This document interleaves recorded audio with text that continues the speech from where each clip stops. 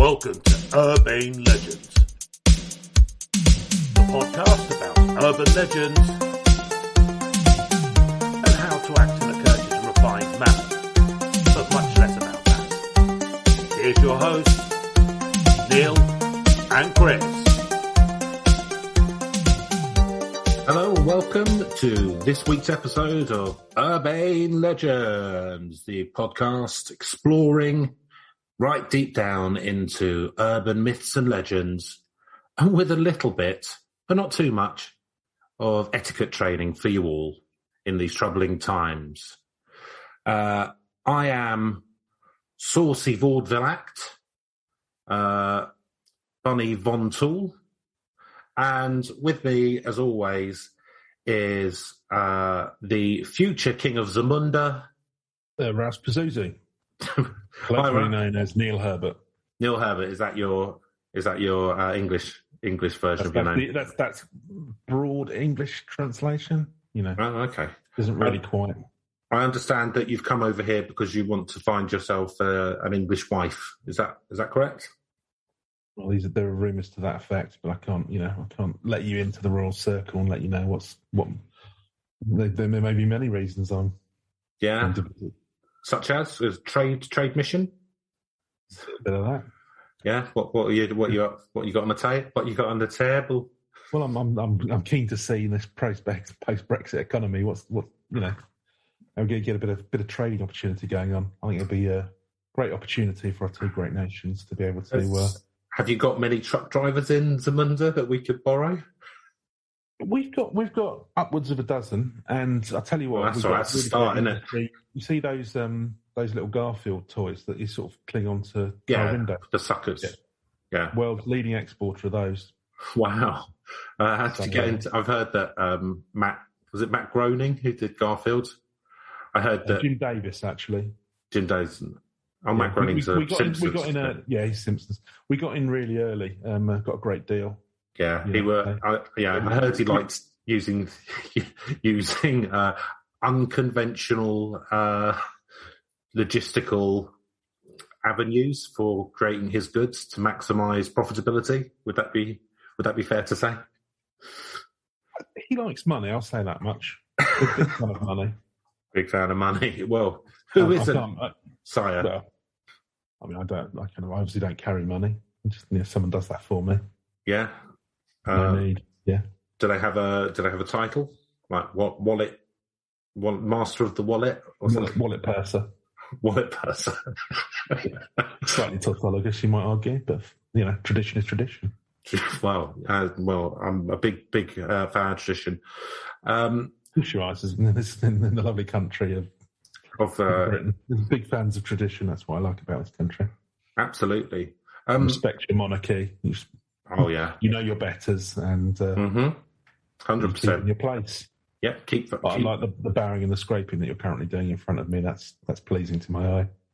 Well, no worries. I know what side my bread's buttered on, being the ancestor of Irish labourers on Irish soil, which wasn't theirs, of course. You can see that in your potato-like visage. Yeah. That's the spud mug. Yeah, I know. Well, thank you very much for appearing on my humble podcast this week. Are you a fan of the unusual? I am. I'm a huge fan of wanting to uncover the uncanny. Is it true that in your palace you have several yetis in a petting zoo? Is that true? I heard that rumour on the internet. There's a lot of things in our petting zoo that you won't see elsewhere. I'll say no more than that. Oh, okay, well, I don't want to delve too deeply there. That's not. Return too quickly from that kind of questioning. Okay, so to kill the cat or stupid potato man. We don't need a tongue anymore, do we? I'm sure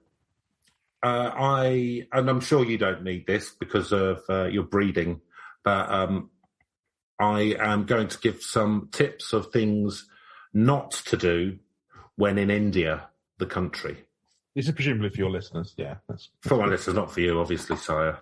If anyone's going to be teaching anyone etiquette here, it's going to be me. Yeah, at the end of a thick, I wouldn't get that. At the end of a thick Royal etiquette coach to go out to the streets. So, on his book of the brats, apparently we use. Well, it's well known globally. So, don't outright decline an invitation or a request. When it's necessary to be assertive and say no in some situations in India, doing so to decline an invitation or request could be considered disrespectful. This is because it's important to avoid making a person look or feel bad. God, that's a tough gig.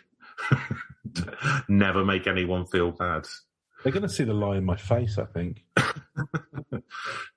This differs from the Western view where saying no is simply being upfront and not giving false expectations of commitment. Instead of saying no or I can't directly, adopt the Indian way of replying by giving an evasive answer such as I'll try or maybe or it may be possible. I'll see what I can do or put it in the maybe pile. Actually, yeah. I didn't realise what unconsciously I'm very much on the Indian method of politeness. Yeah. I'm not good at straight no's. It's like, I'll probably be there. Which everyone now knows means. Yeah, it's very, very upsetting. So here's another one. Don't expect people to be punctual. There is time and there is Indian Standard Time or Indian Stretchable Time. In the West, it's considered rude to be late, and anything more than 10 minutes requires a phone call. In India, the concept of time is flexible. Oh, that's Buddhism for you. Technically incorrect. Physics is physics. But you. People are unlikely to turn up when they say the well, 10 minutes can mean half an hour can mean an hour can mean indefinitely. Sounds like a nightmare. I think I'll be making any plans in India. Well, no, that's the thing is, it depends on what you want to go for a coffee? Yeah, I'll be there in an hour. And then... Well, exactly. So I won't bother to expect you then. Yeah, I mean, if you're somewhere, it's like, I think this really depends on what the situation is, doesn't it? Because, I mean, obviously, yeah, exactly. I mean, no, if it's like, let's say there's loads. You could give it 10 more minutes for a social. Then got to get this body in the ground. It's rotting. It's been 2 fucking weeks. Probably 2, yeah. Or cremated probably would be more the new way. Yeah, it was all right. Yeah, no. Well, this is the reason I'm sort of punctual. And I've been I generally do tend to be punctual, but sometimes you are sort of like a bit late or whatever. So you're trying to let people know. It's just because if somebody's waiting for you, or you arrange to meet at a restaurant or something like that, you can't really be rocking up 2 hours late. Well, apparently you can. If there's a group of people, it's the thing is as well. If it's like, a party or something, one other person, do you know what I mean? Yeah. If it's a party, I think that's fine. You'd be in a couple of hours late. That's like be there from around 9 or whatever, and it'll carry on till whenever. Then just sort of turn up when you feel like it. No, nine on the dot. Yeah, well, but you don't want that either. Do you? Don't want everyone turning up exactly on time. It's nice when you people come in. I've forgotten what parties are like, so I couldn't tell you. No, I was going to say you've been used to so much. But no, if you're sort of like meeting someone else for a coffee, say, you don't. Yeah, you don't well, really them's the rules, Neil. Don't go for coffee in India. Would be all I'd tell you. Well, it's probably not. It's probably not part of the tradition because that's obviously it wouldn't work, would it? No, probably not. Maybe you're never meeting up in groups of less than 5. Who knows? I don't know. So I've got 2 more because we're on a roll here. Good to know if I do ever get invited out for a coffee. Yeah, don't get really... Take a book with me and don't have low expectations about punctuality. Or them turning up at all. Yeah. So, don't expect people to respect your personal space. Overcrowding and scarcity of resources leads to a lot of pushing and shoving in India. If there's a line, people will certainly try and jump it. Oh. Makes British people mad, doesn't it? Rolls of the anarchy. To prevent this from happening, those who are in line will commonly stand so close to each other that they're touching. Yeah, no, I don't. And that brings. It can feel unnerving at first. Yeah, but it's necessary to prevent people from cutting in. I disagree that that's necessary to prevent people cutting in. What you do is when someone comes to cut in, you just say "fuck off" and push them away. Well, if you're rather than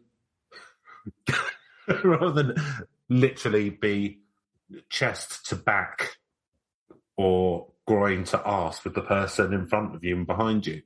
I'd probably. Well, I think that's the thing, is that if you're a reasonably big guy, then big lad. It's not always. I mean, it was the one thing that always makes me laugh when I get people sort of tucking and trying to walk through me in like London tube stations. Like, again, not done that for years with everything, but we used to get that, and there'd be someone that foot smaller than me, sort of like, it's like, well, if you want to play it that way, I'll happily walk through you. We'll see who comes off best. Yeah. I consciously try and avoid that sort of thing and get out of your way. Same. If you're gonna try and walk into me, then that's fine. We can play that way if you prefer. We'll see who comes. Oh no! But the thing is, unlike the Indian road systems, which have the rule "the might is right," so the biggest vehicle has right of way. That's not the case for commuters in British train stations or tube stations, because I would imagine that if someone was just walking towards me and I just went, "Oh, I see, game of chicken, is it?" and I then just ploughed them down and ran them over, then I would probably get in trouble somehow. No, agree. Even if it was the other person's fault. Those are the thoughts going through my head when somebody's tutting at me and trying to walk through me. Just chuck them on the lines. Having a bad day, I guess. I feel sorry for the driver, I'll be honest with you. All right, and here's a final one. A Pauline Brickrom that says if it happens 3 times in a month, they get a payoff. Oh, nice. I think I've actually already mentioned this on the podcast. I think it was. No, you haven't. I've not seen it all the way through, but it was a film starring Mackenzie Crook called 3 and Out. Oh, right. About half an hour into it. So they do it. So they try and. I've no idea whether it's true or not, but basically he's in 2 accidents. He's involved in 2 accidents, and then his mates, a couple of British characters, come over and tell him that, if it happens 3rd time in a month or something, then they have to pay you off officially. So then he tries to convince someone to commit suicide or something. I imagine the hilarious pitch black comedy is that he finds somebody who's suicidal and then convinces them to. Doesn't sound like a particularly ripe area for hilarious comedy. And I'm pretty sure, because it's got Gemma Arterton in it, presumably there's some sort of romance element as well. Well, Mackenzie Cook, I could see Mackenzie Cook and Gemma Arterton together. They seem like a couple that you'd see in real life. Definitely in the same league. Right. So here's one. Don't show affection in public. So on one hand, squeeze as close as possible up to strangers, but don't show affection in public. That's why, because they're all distance. Get very unnerving. Neil, there is a joke that it's okay to piss in public, but not to kiss in public in India. Unfortunately, there's truth to it. That works because it rhymes in English. I wonder if it rhymes in Hindi. I don't know. I mean, a lot speak English as a second language. Yeah, I suppose it could be yeah. So while you may think nothing of holding your partner's hand in public or even hugging and kissing them, like we do when we go out the Aldi, it's not appropriate in India. Indian society is conservative, particularly the older generation. Such personal acts are associated with sex and can be considered obscene in public. You came up with a Kama Sutra. Moral policing does occur. While it's unlikely that as a foreigner you'll be arrested, it's best to keep affectionate gestures private. And there you go, Neil. When in Rome, as they say. Holding hands seems a bit. Yeah, holding hands. Yeah. Well, it's an overly thing. But again, I think you've got. Well, to an extent, I think you've got to be sensitive to the mores of the place that you're in. But yeah. Oh, don't get me wrong. It's like, you want to say you can't hold hands in the hotel lobby or something, or kiss in the hotel lobby. That'd be ridiculous. But I suppose if you're out at a sort of, I don't know, what, religious festival or something. Yeah, exactly. Well, it always makes me like, all right, this is a completely different thing, and this is far more of a reason. Well, I don't know. This is far more of an obvious arse. But if you've ever been to Rome and you go to St Paul's, and the amount of people, and the thing is, they're really clear on it now. There's big signs up saying you can't come in with shorts. Huh? Can't come in with shorts. You're not allowed to come in with shorts, basically, because the shins are the it's where the devil lurks. It's where the devil lurks in the human body, region. isn't it? Yeah. Shins and ankles. Well, no, I mean, the thing is, you can agree or disagree, but at the end of the day, that's their rule. But the thing is, it is what it is. It applies to everyone. It's not. So... I went to Rome, but I didn't bother going in because I couldn't be asked. Yeah, if you want to go to any of these places in Rome, you've got to queue for fucking hours, which I have done, but it's just... not the Sistine Chapel and stuff, it's worth it. Not my favourite building, though, which is the Pantheon. Yeah, the Pantheon's nice. I mean... Yeah, but you don't need to queue there, you just go in. And that's... the Pantheon is generally just easy to get into, and you can... it's lovely as well. You can walk all around the outside of it and stuff. It's just if you want I went around the Basilica and stuff, yeah. Yeah. I just didn't go in. I was worried that I'd just burst into flames on across the threshold. Like one of those Nazis off of Indiana Jones when they open the Ark of the Covenant. Or you just like rot away like the geezer. Which is obviously at the Basilica. Yeah. Mm-hmm. So what's shorts? Yeah, but you're not allowed. You're not allowed to go in with shorts. But the amount of irate people who are getting turned away, often American, to be honest with you. But I'm sure there's plenty of English as well. But it's just not a very Catholic country. Oh no! I just mean the fact that it's kind of like but why? What do you mean I can't come in with shorts? How dare you tell me? I've been queuing up for like an hour, and it's like there are huge signs up, literally telling you just don't. Everyone knows it's in all the guidebooks. Put some fucking trousers on. I'd go if I went in. I'd go in really really tight, flesh-coloured leggings, flesh-coloured leather pants. Yeah. No, just leggings, but going commando underneath as well. To leave very little to the imagination. Didn't say I couldn't. I haven't carried out, but my plan would be I'd get a pink sequins like thong and then just get some of those tear off. What do you mean get?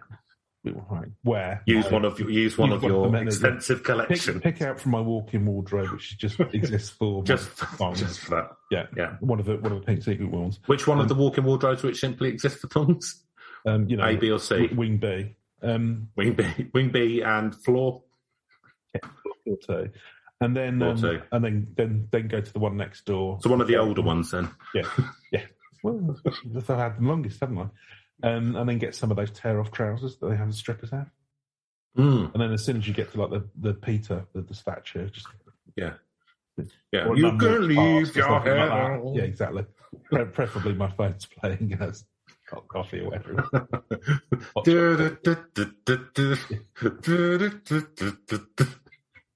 And then you could get into a really kind of fun, embarrassing, like rolling around on the floor fight with one of the Swiss guards. Yeah, it'd be my hilarious knock his hat off TikTok video. Cover yourself in butter before you go in. This is my job. You're just slipping around. I'm all oiled up, so that's fine. That'd be good. And the thing is, as well, they complain about that. I say, well, that's just Greco-Roman wrestling, isn't it? That's all of the most famous ancient athletes. I mean, let's face it, you've been banging on about the last 2,000 years all over town here. So, all I'm trying to do is just bring us back to a little bit of ancient. Look, don't you know your own history guy? Yeah. We're doing a bit of Greco-Roman wrestling to praise God. Yeah. What's your problem? He gave me the goods. He gave me the goods, and I'm doling them out.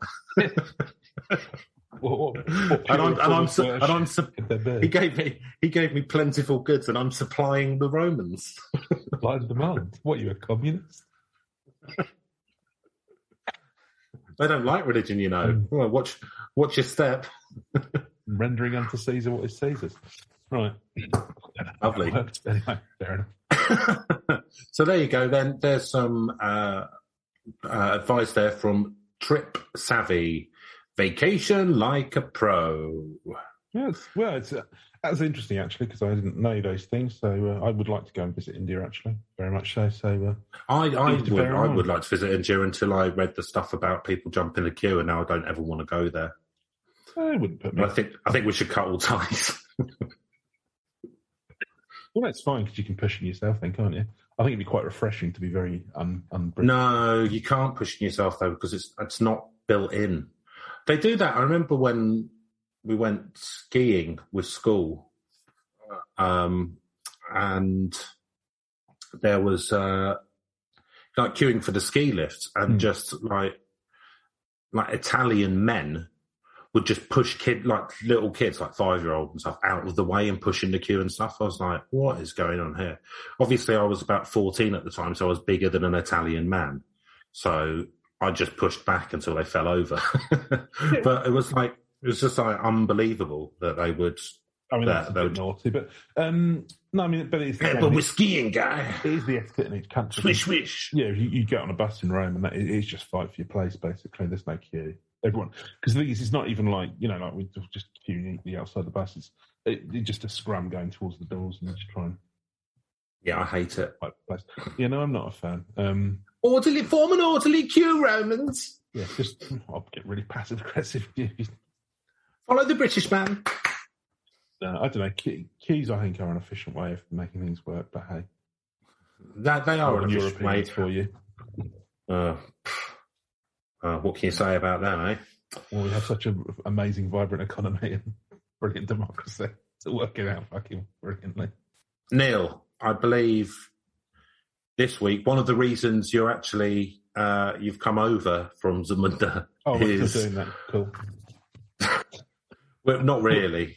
Not really. I thought we'd knocked that one on the head quietly about half an hour ago. Nah. Fair enough. So one of the reasons you come over was to look into this particular legend. Is that correct? That's entirely correct, yeah. Lovely. And what legend would that be? Now you're asking. Let me just go and see the person. Just get him to... I'm gonna hand over now because obviously, the royal presence doesn't condescend to stay on podcast. Are you handing over to the English person? Your English cousin? Yeah, he's an English guy. He's funny enough called Neil Herbert as well. Nice. Well, he's just called Neil Herbert. No, it's you, Neil. Yeah. Hello. Oh yeah. All right, mate. How are you doing? You've been working for this king. Yeah, just trying out something different. Do you know what I mean? He's a bit sneaky, the motorbike gang not working out for you. No, one of my many failed ventures.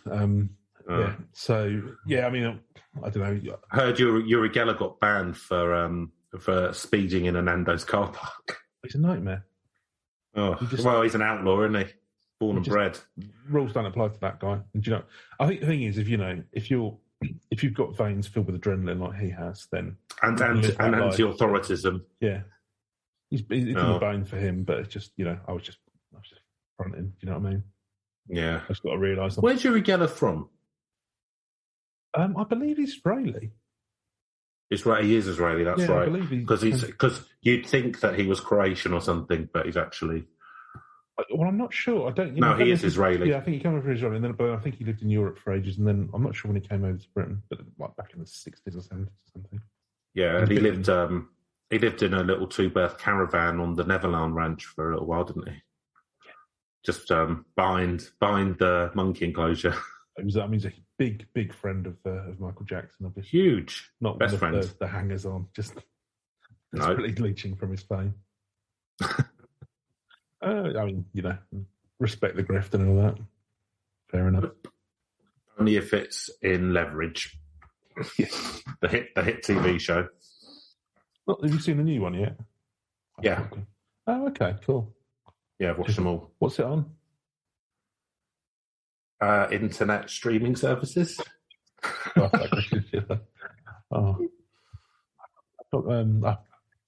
because what it is it's on this thing called IMDb Video, I think it's called.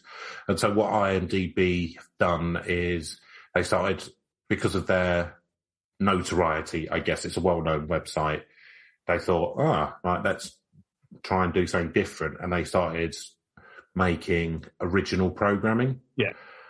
But Amazon Video bought it, IMDb Video. Yeah. So basically, Leverage Redemption is on Amazon Prime, but only in America. You can't see it in the UK at all. So I've maybe watched it through. Let's call it an alternative streaming service. Oh, your friend in America with a sling box. You made that has an international agreement. Okay, yeah, that makes sense. I watched it through that. Yeah. Okay. I paid the rights that were required. Good to know. Everything is all the T's are crossed and the lowercase J's are dotted. No reason Let's for just put Jeff it that Bezos way. to get involved from his Absolutely. base castle and laser us down. No reason at all for anyone to look any further into this. It may have gone through several shell corporations. That's a tax thing that I do not wish to go into and legally don't have to. No. But let's just say it's not tax avoidance, it's tax minimisation. Perfectly. The money was paid, and let's just say the cost of investigating it would actually mean that you lost money on the deal. So what? I'm just, not that there's anything to investigate, but just the way that I've got it set up. Chris, everyone knows you're the biggest fan of copyright around. That's why you've got that copyright tattoo on your on my cheek. And cheek. One on my cheek. I've got copyright written. I've got trademark on my cheek underneath my eye, like a tear tattoo, and I've just got copyright written on my forehead. You're like the bloke from Memento, if it was just more obsessed with copyright rather than who murdered his wife. Copyright law, yeah. In case you ever do have anterior grade amnesia, so you can remember to respect copyright law. In case you inadvertently. Exactly. Yeah. And I've got say for example, tape something off of the TV when it's copywritten. You wouldn't do it. Yeah, wouldn't do that. Crime people don't do it. Put your VHS tapes to less criminal uses. I've got also on my chest, full size of my chest. I've got Creative Commons written on there, just to remind me to always release my stuff as Creative Commons. You're open source, aren't you? I am open source in every single way, physically and emotionally and creatively. So have I given you enough time yet to look up Merlins Oak? I was just trying to desperately think of a segue to clear on taking somewhere there. I almost managed to link Jeff Bezos to an angry wizard, but Merlin. We moved on. So, yeah. It's not really a segue kind of deal here now. No, fair enough. We're a lot more jarring. But later, just maybe from right angles, one subject to another. Right, That's so fine. The subject we're going to talk about today, and we're going to go back into the realms of British history. Yeah, we're going to be talking about Merlin, specifically Merlin's Oak. Merlin's Oak. Did a Merlin's Oak, Chris?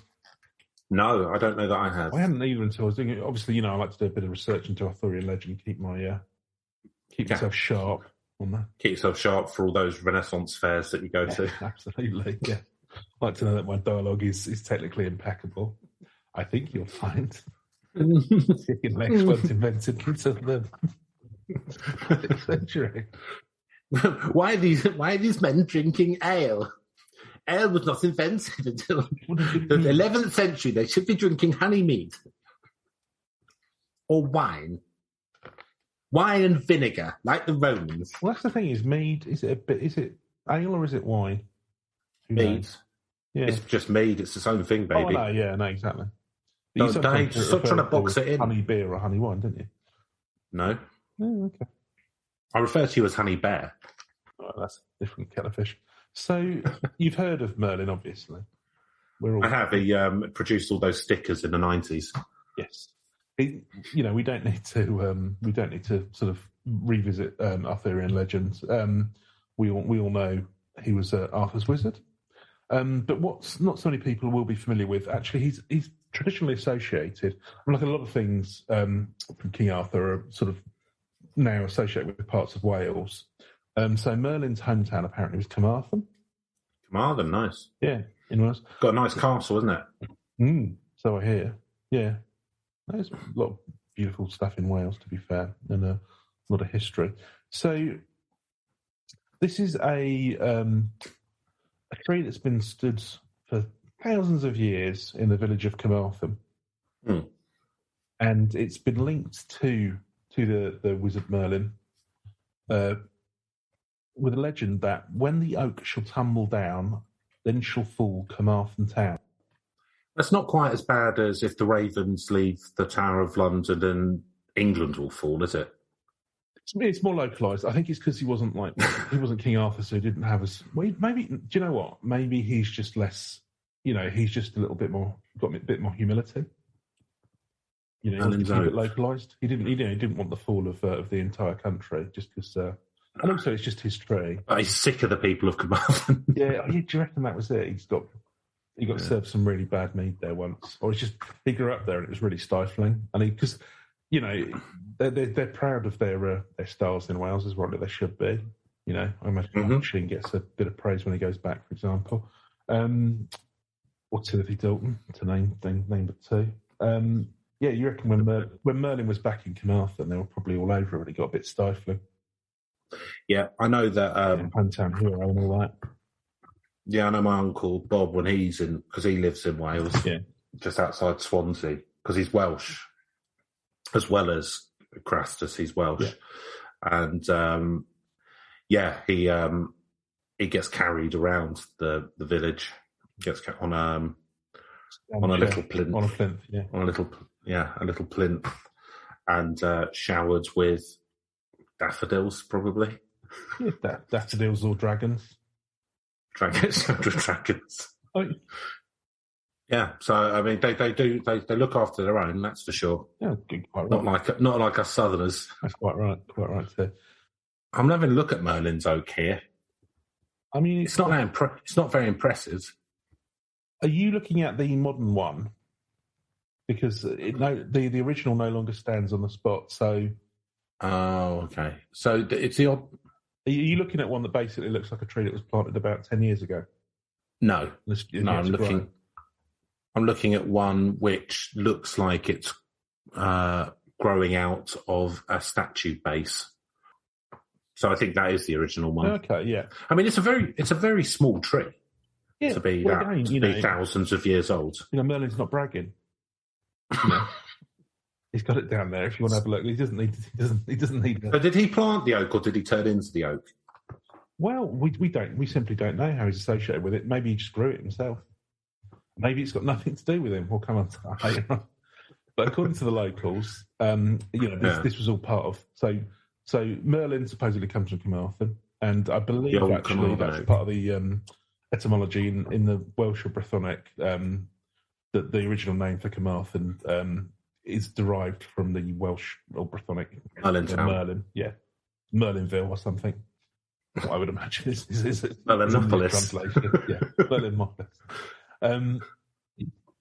So I don't quite know how it became associated, or it's not recorded how it became associated with him, but it was a really popular meeting place for local people because it's a nice, quiet area. Do you want to go down Merl Oak? Yeah, go down Merlin's tree. Go and have a party. Go down Merl Oak. Yeah, put some cans down Merl Oak. Maybe play a game of cricket. Let's go down let's play a bit of football down Merl Oak. I've got a pig's bladder. Yeah, well, that's some mead. Right old time. Well, that's some daffodil wine down Merl Oak. So it was okay. So this Merlin's Tree, important place for people to meet up, but not everyone likes that, Chris, because there's one neighbour around there. He got a little bit noisy for him, so he poisoned the tree. Oh, what a dickhead! That's just something we'll talk about. Antisocial. Yeah. I mean, when did this happen? When did he poison the tree? Would have been around 17th century, by the looks of it. Oh, right. Yeah, so not recently. Annoyed by people made gathering there. So why is the tree so recent then? The one they've got there now. We'll come on to that in a second. Come on to it. Yeah, it was probably the big storm of '87.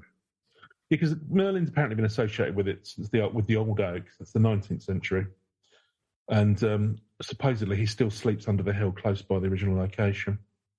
Yeah. Not been up to much recently. He did. Well, he's been hibernating for quite a while. We're not a world of belief and myth and legends anymore. So, do you think that's what powers him? Yeah, it's like that kind of children's wishes, stuff like that. Maybe he's just seen it all. Do you know what I mean? He's just sick of it. Yeah, look, our United, same mistakes all over again. Okay, and now I'm having a kip. Been there, done that. I'm gonna have a few until I need it again. Yeah, I'm sure when the realm needs Merlin 2 Electric Boogaloo. Him and Arthur, like an anime thing, like one of those amazing double acts. So the tree's been poisoned, and then that starts dying off. And so eventually, in 1978... It just shows you there's always been pricks around, doesn't it? Well, it does, because, you just kind of... I mean, history doesn't record who this person was. But, yeah, that's pretty... I hope he was clubbed to death. Well, I reckon Merlin had something to say about that, to be honest with you. Well, the thing is, like, it's like people... This is like an old version of what happened in Brighton in the mid-noughties, which is everyone wanted to move down to Brighton. Everyone... The venues that made it good, yeah. Yeah, because they wanted to come down because of its vibrant music scene and that kind of stuff. And then they bought houses near live music venues, which were cheaper, and music venues that had been there for 20, 30 years, and then complained at the council until the venues had to close down, and now there's hardly any live music venues. That's a similar thing to what this twat's doing, isn't it? Well, analogous, yeah, it is, there probably was, amongst the groupings, I can imagine there probably was some bards doing a little bit of... Yeah, I heard Oasis did their first paid gig at Merlins Oak. Yeah, that was led them on the way to Nedworth. One could never have happened without the other. But all these... Yeah, he's probably one of the really early NIMBYs. I assume it would be. 100%. Of course he is. Well, and you would imagine that the tree was there before he moved there. Of course it was. Inherited the house or whatever. Yeah. You took advantage of cheap property prices in Carmarthen, and then you don't want to deal with the local meetings, which is what makes Carmarthen what it is. Exactly. This tree is the beating heart of this town. Yeah. It's very central. Where we all meet our future wives and husbands. Firstly, the tourist trade in about 300 years' time is going to really be reliant on this Merlin crap that we're spinning out of this. It probably was even then. It might have been, yeah. Do you reckon there was a roaring trade in people going to see Merlin's Oak? Well, again, I mean, the whole Arthurian legend stuff really only got, or should we say, into the public consciousness rather than made up on the spot in the sort of 16th, 17th century, didn't it?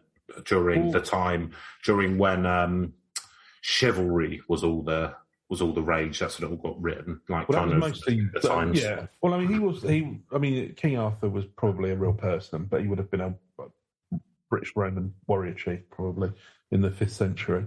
But yeah, I mean, all of the stuff that was done in was pretty much put in by the earliest tales, I believe, were done by the Welsh. Probably John de Montfort or some shit.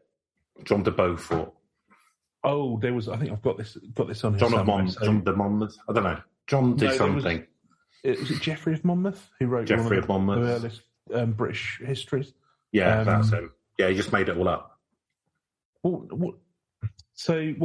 I mean, in terms of the real world side of things. So, yeah. Well,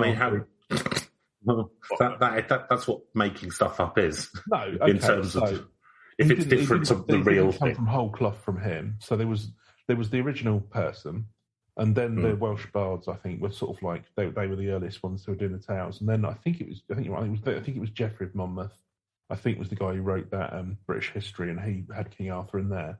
And then the French picked it up, and they added in all of the chivalry stuff. Because actually, yeah, everything about the sort of like the knights and jousting and all of that. So jousting, but all of the chivalrous stuff is very much kind of like 13th, 14th century French kind of chivalric tradition. Yeah, but. Lineage and stuff like that. So that was kind of added in by them as the kind of like the modern day.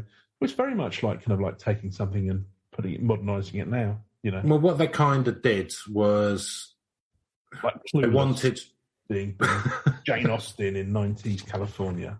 Yeah, not really. Yeah. But what they kind of wanted to do is make the history of the English crown seem kind of almost mythological and kind of.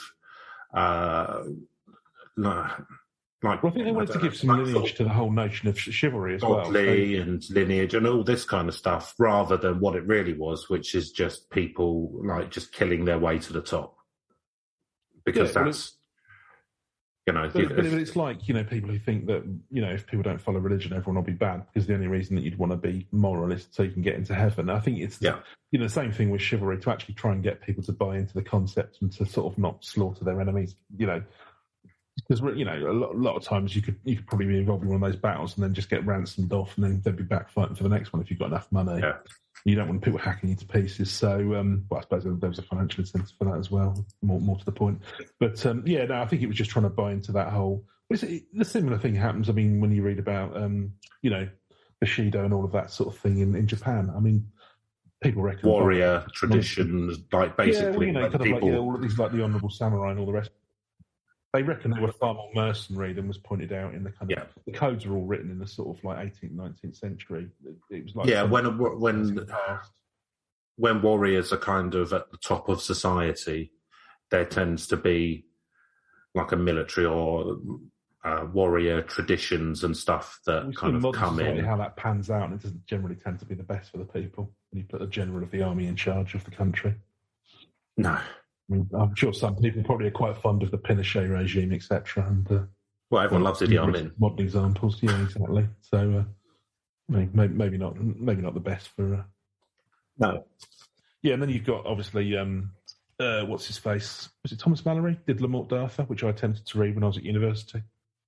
One of the most boring books. Were you on acid? Sadly not. No, I wish I had been. It would have been a bit more.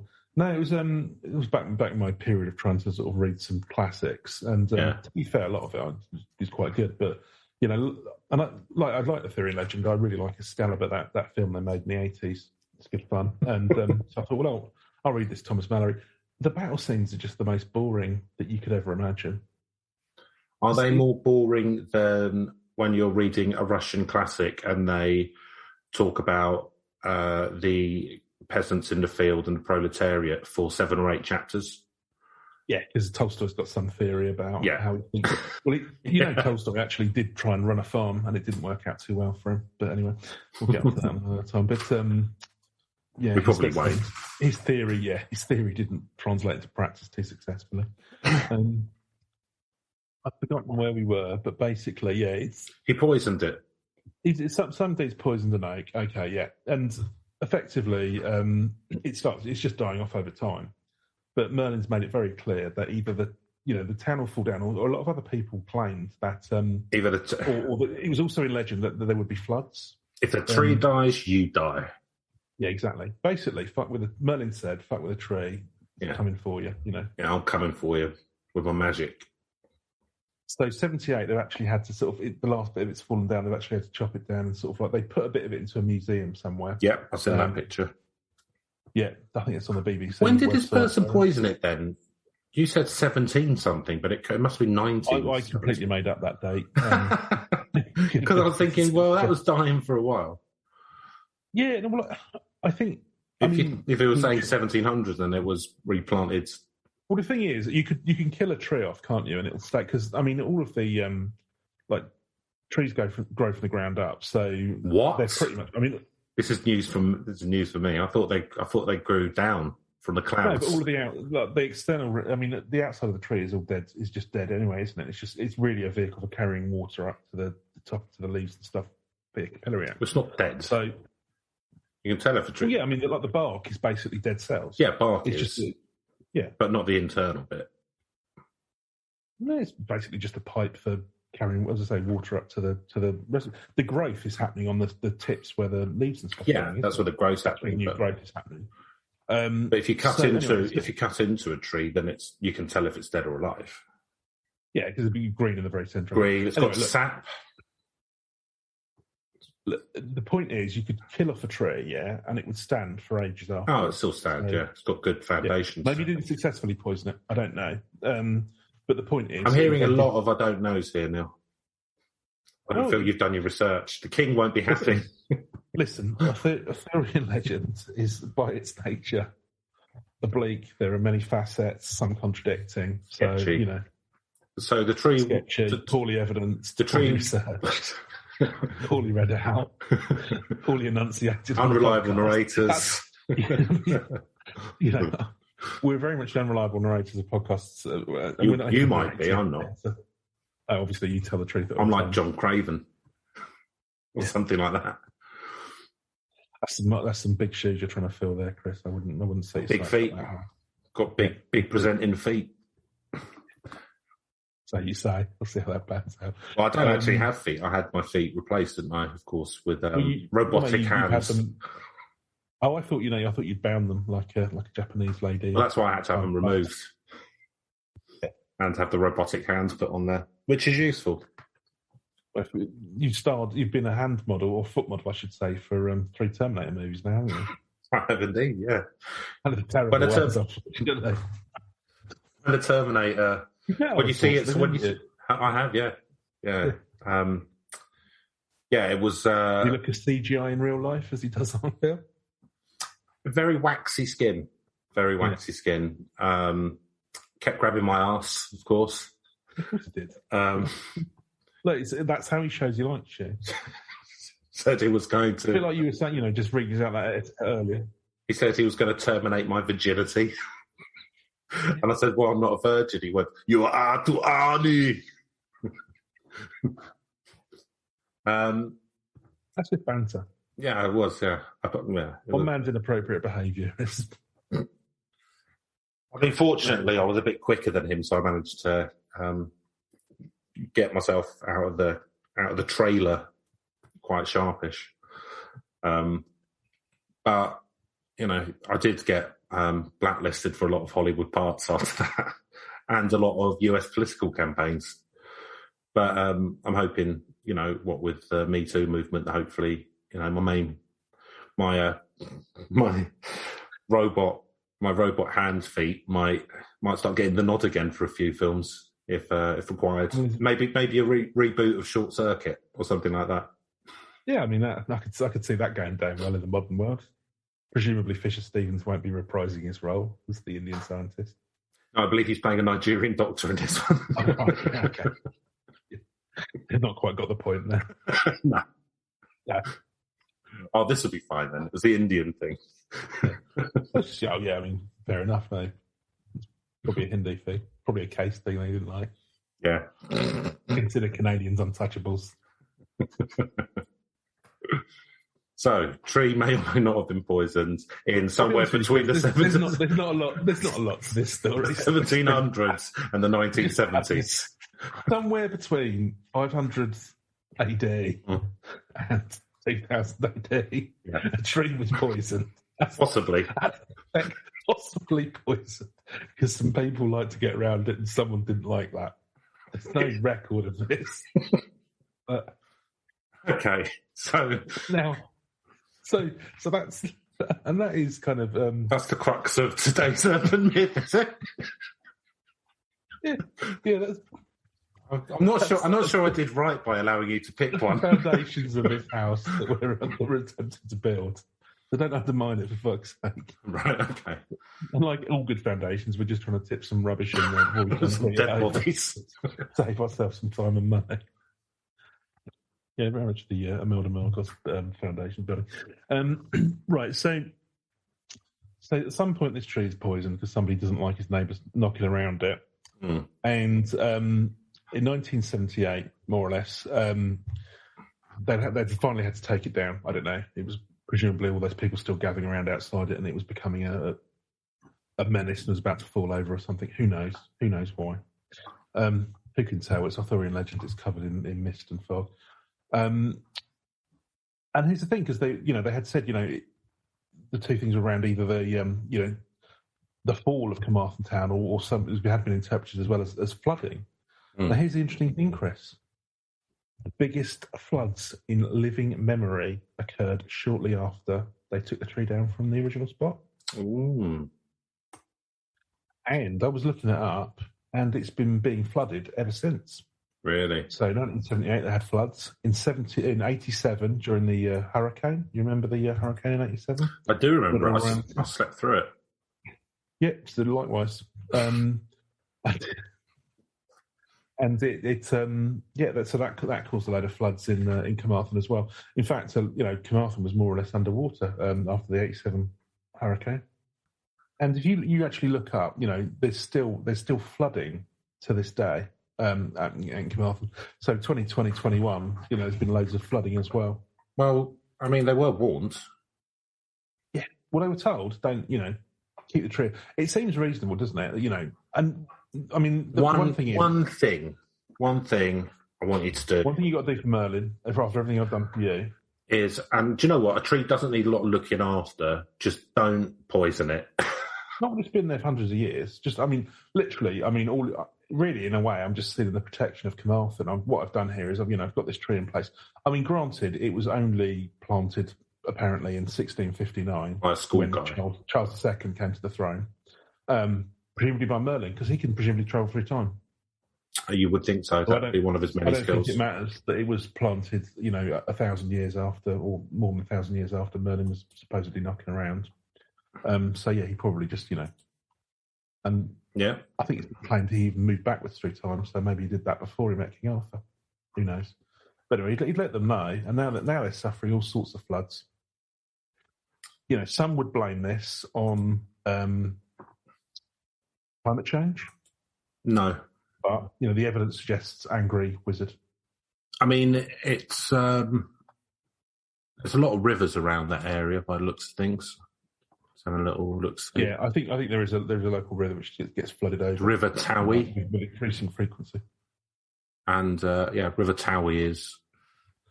So I think, we come to an end of basically... That's it. Of this action-packed... That's all there was. Episode. Yeah, effectively, there was a tree that was planted. We've gone through that. I don't need. It's 2 lines now. I don't need it told again. And it died. And then, but the village is now getting flooded constantly, Chris. Yeah, isn't that terrifying? Yeah, I mean, a lot of villages are getting flooded, aren't they? So now, well, I mean, did Merlin create climate change? I mean, it's as. I don't see any scientific proof that he didn't. That he didn't know. It's as good a guess as any to why it's happening. Have they adjusted for wizardry in their studies? I believe that was one of the pillars of Donald Trump's climate strategy to try and force people to adjust for wizardry. Yeah. I okay, they haven't even adjusted for wizardry. Great wizardry, maybe the best. And there's outstanding wizardry. All right, I think you'd be quite keen on dragging back quite a few things from the Dark Ages. Yeah, like sleeping with your own daughter, that kind of thing. When they got things right, let's put it. Yeah, hanging, drawing, and quartering. Anyone who chats shit about Trump on Twitter, hang, draw, and quartering. I don't think he would like... It's treason, technically, isn't it? No. Like, not voting for him? It's treason. Yeah. You see, the thing is... He's in charge, you see, so... The thing is, all these people who were like, it would be better if we went back to blah, blah, blah. The thing is, none of them actually would like that because, in reality, the people who think that tend to be quite weak people and they would just get absolutely beasted by pretty much 90% of people in the street. So they wouldn't be alive if it was those days. Do you know what I mean? So bring it back. That's what I say. There we go. Exactly. That's the lesson. Reach a consensus. That's how I bring together the left and the right. Job done. I'm Mad Max style future problems now. Some kind of medieval punk dystopian future. Well, the thing is, because stuff does medieval punk happen yet? Is that a thing? Well, I don't know. Have you ever seen the film? I think it was called Doomsday. It was by the guy who made Dog Soldiers. So it's got Mad Max tribes in it and a load of people who live in Scottish castles and act like they're knocking around in Braveheart in the same movie. That sounds closest to what you're describing. So it's a choose your own dystopia, basically. You can go from cyberpunk, or not cyberpunk, no, sort of like Mad Max, kind of like Duran Duran video kind of gangs in an urban setting, or if you prefer a more rural medieval setting, you can go and... Well, if you'd like something that was like Victorian London, but with like future stuff with cogs and steam running computers, that's what I'd like. I suspect you could set that up yourself somewhere else. Scotland's a big country, isn't it? Plenty of land. Why is it all happening in Scotland? Okay, so there's a plague that happens up in Scotland, and we rebuild Hadrian's Wall, but like 100 foot high with metal gates, and shut them all in. Finally. Let them get on with it. Finally. Yeah, all right, Nicola Sturgeon. Or probably more. Nigel Farage probably more. So Neil, this has been a fascinating and in-depth one. I'm surprised this might have to go out as a three-parter because there's just so much to get through. Look, I didn't want to say this before, but this has actually been a backdoor pilot, Chris. I think this could be a new podcast. What's that? We could sort of really break this down, this story, and get into different facets of it. Just the Merlin Oak. Just Merlin's Oak. Merlin's Oak, yeah. Merlin's Oak podcast. Every week we just explore a different part of it. Who was the man who poisoned the oak? Yeah. Can we track down the man who poisoned the oak? What did they do around the tree? Why an oak? Yeah. The history of trees in town centres. What else is in that museum where they've put the tree? Presumably nothing particularly interesting. Hopefully a haunted doll. Yeah. Oh, that'd be good, wouldn't it? Yeah. If Robert was there on loan. Oh, that is such a good. Oh my God! Could you imagine if? Yeah, oh man, we should try and get some of these artifacts. Can you imagine? You can get like a. Are you suggesting we become some kind of urban legend promoters? Yeah. So taking it on the road like a freak show? Because I'm in. Totally. Yeah, if we could get like, it's like I went to see the Picasso Museum and they had like loads of like chronologically periods throughout his life. Mm. We could have, we could have Robert the Doll in one room, the Pascalator in another. Mm-hmm. Be amazing. Yeah, wow. So Neil, I'm loathed to, but we will have to go through the Matrix. I'm assuming it's going to be a very high score. This one. It's going to be a test of the algorithms. You've got to stress test them sometimes. There's too much story here for it to work properly, but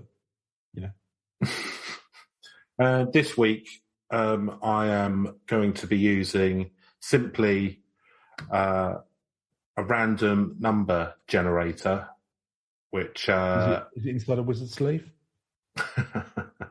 I wish. No, but it's based on a steampunk contraption. So I've shoveled some coal in. A bunch of unnecessary copper piping and a little chimney. Yeah, that was me letting some steam off there. Yeah, and it's going to, like the... and then a little skeleton with a monocle and a top hat. Yeah. 7 or something.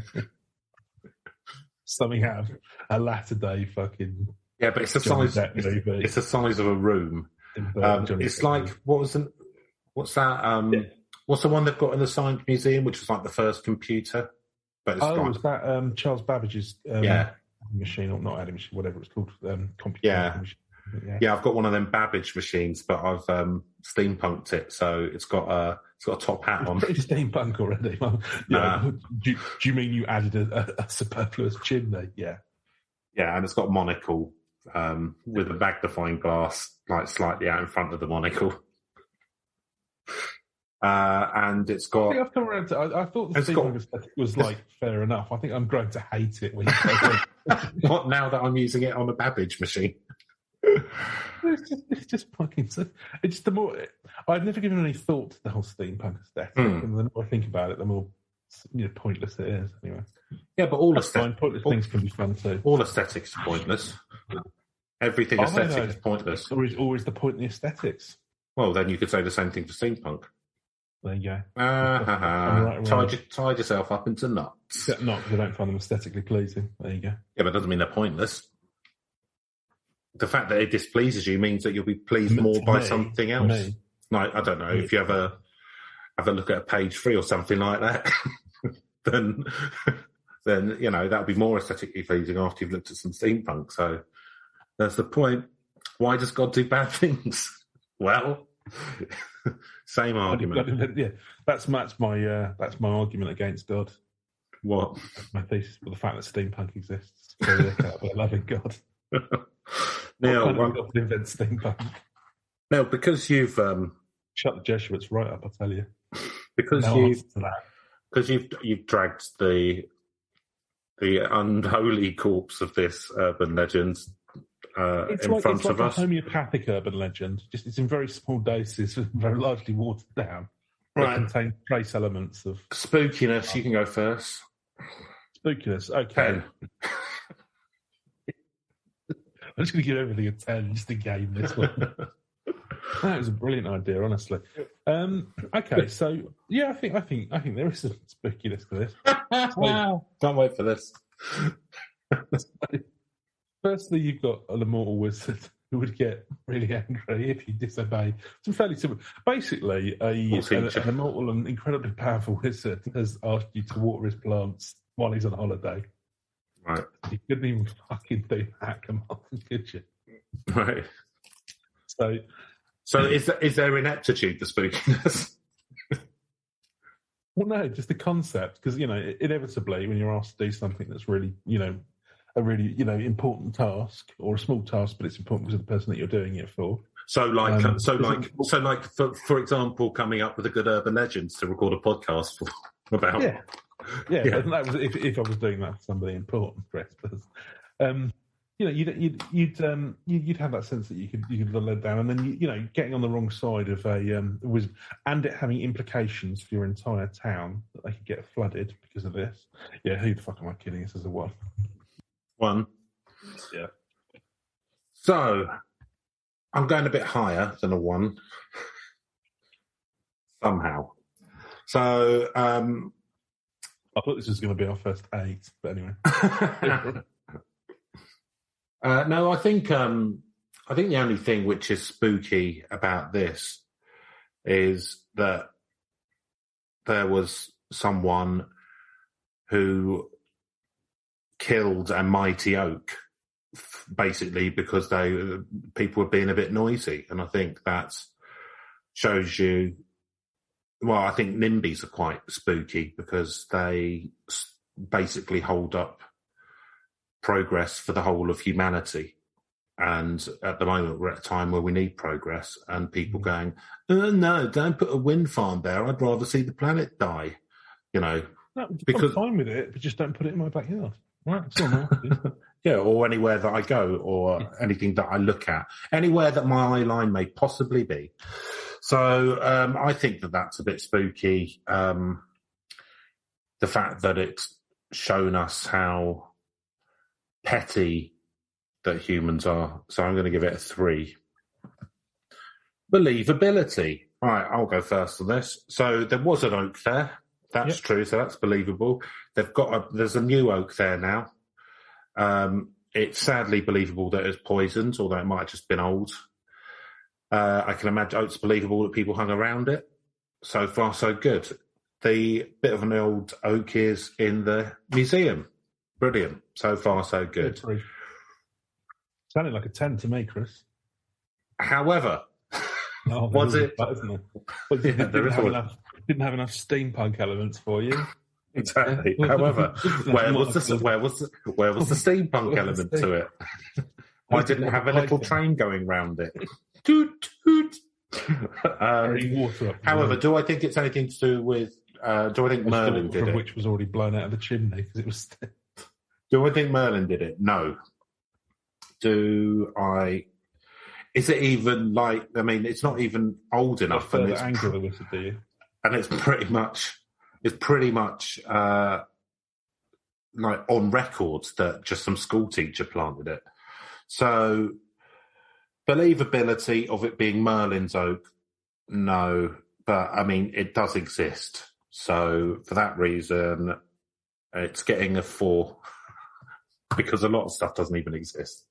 Well, if you graded believability fairly, then 10 all round. Yeah, exactly. Yeah, no, well, as far as the Merlin piece goes, who can say, yeah, the tree existed, we know it existed, we know it's been around since Charles II's time. I don't know. I mean, the chronology, can you apply chronology to a time-travelling wizard? Not so sure. So I'm going to give this a 5. 5? Fucking hell. You're pushing this one. Reach, you go first. Reach. Yeah, I mean, because it latches onto Arthurian legend, it's probably not one that's particularly well known. It's going to be known of, obviously, in Carmarthen, but it's got Town of Over. 500 people. It's got stories on Visit Wales. It's got stories on the BBC. It's got its own Wikipedia article. It's got a reasonable with like 2 lines in it. So that's because there's all there is to say about it, to be honest with you. It's reasonably well known. It's written. It's kind of like, but it's not probably something that will necessarily engage the rest of the world. Or really, Neil? You don't think it's a global sensation? Well, Arthurian legend does go around the world, and so it would be. It's a bit like when you go to Greek myths. You know, there's the big ones, and then there's some of them are a bit harder to remember because they're a bit like how a juniper tree was created when somebody got chased by a swan and then fell over and turned into a tree or something. You know, that sounds like a better one. Some of them aren't as memorable. So, I kind of, I think it'll. The thing is, it's part of the local myth. It's gonna. All right. So in terms of reach, I think it's going to persist. So I can't give this a low score because it is wrapped up with the whole Arthurian legend, a lot of which is debatable, even if it's easily debunkable. So I'm going to give this a 6. Okay, reach, I'd say it's pretty colloquial to South Wales. I don't know of it being part of the Arthurial legend particularly. But then maybe I don't know enough about Arthurial legends. Who knows? I've certainly not studied it as deeply as you have, Neil. I read half of that Thomas Mallory book. I suspect they talked about the oak tree at some point in there. I was getting bored at that point. Do you think they did, considering the oak tree was planted after this, after the book was written? Yeah, definitely. Merlin came back and told him about it. So I don't think it's got a very big reach. I mean, it's got less of a reach than the Black-Eyed Children, really. I mean, it's a small reach for me. I'm going 2, I'm afraid. Fair enough. I think it'll have more posterity than the Black-Eyed Children. Oh, why don't you ask your time-travelling wizard friends? So, narrative premise. So, there's a bit of a premise there that Merlin planted a tree despite the fact, if he time-travelled, which Neil's added into it. Or maybe he planted it and then set a timer. Don't know how wizard stuff works. So, there's that, and pretty much a bloke poisoned it. I guess that's part of the narrative. But there's not a lot to get your hooks into here, really. So, a place flooding, I guess. But, I mean, I'm going to have to go 3 now, I'm afraid. It's all right. It's not. I didn't make the story up. The story's the story. I'm starting to think you did with how little there is about it. I merely identified it. All right. It come on then. For narrative premise. Narrative premise. Well, I think because it hangs its hat on the whole King Arthur thing, and got Merlin involved. There's something there. But yeah, there's not really much more you can say about this other than, the village did get flooded afterwards. I don't know, there might have been a lot of other catastrophes in Carmarthen that I'm not aware of that make it more spooky and more narratively interesting. But yeah, it's one of the minor kind of like bits of arcana. So I'm going to give it, I think it probably a 3 as well. Okay. If that's folklore for you, can't all be big things. That is, and as we always say, no matter how big or small urban legends / myths, we investigate them all. That's the second time I've used that, Neil. Is it? Yeah. There you go. Continuity for you. That rhymes. Well, that's... Are you angling for a... yes. A Radio 1 DJ slot? Yeah, 100%. Got something in the Chris Moyes about you, Hank. Yeah, well, I am increasingly putting on weight. And if anyone is funnier than me, then I just turn their microphone off. I really don't like that guy. So, 27, that's got. That's, I feel Is it on lowest score? No, I doubt it, but I feel like you would be. I think you would be probably more generous than you have been. Passive aggressive. No, I don't think I was. I don't think I was particularly high scoring at all. Well, look, we just follow the science, Neil. Follow the science. You're very clearly. You've been very impartial with this one. Not at all trying to save face. It doesn't matter to me whether it comes bottom or not. It's just, it is what it is. It is what it is. Fantastic. So, if you're hanging around a tree, having a bit of a natter with your friends, and a bloke threatens you with poison, don't have nightmares. Got anything to add, Neil? No, I think you've summarised that perfectly. Lovely. All right, well, if you've... I think I've spun it out about as far as I possibly could, to be honest with you. You've run out of words. Yeah, I've none left to talk about an oak tree. So if that you... might have been associated with a wizard. If you have any legendary oaks around your area or anything else... I'll be honest with you, it's a fucking good job that guy did poison the tree. I had nothing to talk about. You can contact us for anything at herb.legends.pod@gmail.com. And that's it for this week's Urban Legends. And I will say goodbye.